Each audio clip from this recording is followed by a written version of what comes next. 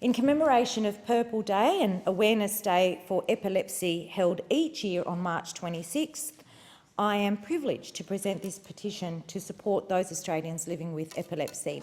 And I particularly want to thank a champion constituent, Renee Evans, who lives in Cowan, who brought this petition together, but is also such a passionate advocate for people with epilepsy. She herself has lived with epilepsy. She knows what it's like to live with epilepsy. She knows the stigma that people with epilepsy face in every day, and she is extremely committed to supporting people with epilepsy and raising awareness about epilepsy, not just in Cowan, but around Australia, and has worked tirelessly, Speaker, in collecting 528 signatures for this petition.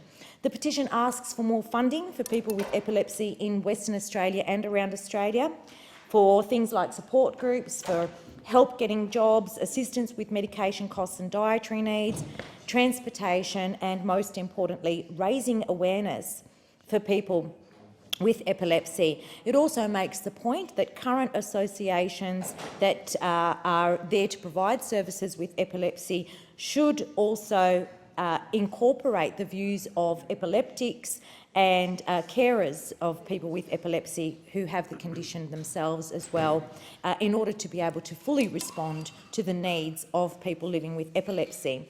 And epilepsy is an overarching term for a group of neurological disorders, some with known causes and some without, but they all manifest in some form of seizures. And I've heard stories of babies in the womb having seizures from epilepsy, right through to people of all ages suffering from these seizures. I myself have a niece, or a niece-in-law, I guess, who also suffers from epilepsy. She had her first seizure as a teenager, waiting at the bus stop after school. There are about 3 to 4% of Australians who will develop epilepsy at some point in their lives. It's very clear that Australians with epilepsy need the support of their government, because many of people who live with epilepsy can be free of seizures with the appropriate treatment.